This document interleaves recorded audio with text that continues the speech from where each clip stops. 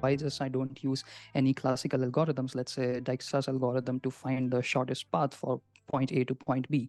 What is the argument that any kind of deep learning architecture brings in over here? So can you paint the picture, like what would be a use case for something like Google Maps, which receives like millions of queries a day? What would be a scenario if people use classical algorithms, and what is the role of any neural networks in this particular scenario? That's a great question. To apply Dijkstra's algorithm, you need a static graph with a single scalar on every single edge. So let me now unpack for you how this basically never holds in real world road networks. First, the graph is not static at all, right? So traffic very dynamically moves over time. New actors come into play all the time. You can have, road accidents and things like that that very quickly make a particular portion of road inaccessible. So, like, there's lots of things that can happen, sometimes unpredictably so. Some things are more predictable than others, that will immediately affect what the state of the graph even is, right? So that's the first place where applying pure Dijkstra might be really hard to do.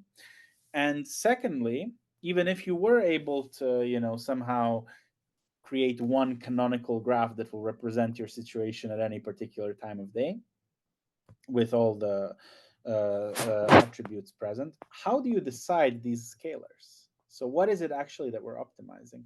Dijkstra's algorithm, as we know from computer science, is an algorithm for finding shortest paths in a network. But does an optimal path in a road network always mean shortest? And also shortest in what? Is it shortest in length? Is it shortest in the speed that it will take you to get there given the current road conditions? Is it shortest in the speed it will take you to get there given potential future conditions that you do not have access to right now? Mm. All of these things are potentially quite interesting to ponder, right? And even more so, you might want to, as someone who is thinking about 21st century issues, climate change and so on, like, how do you like, would an optimal path be maybe one that uses the least amount of gas? Would it sometimes be okay to ask someone to go to a place of interest on a bicycle if it's within reach rather than using their cars, right? So there's Yeah. lots of different possible meanings for what best means and what shortest means. That, like, this is not something, and the very nature of what's optimal for some might be very context dependent.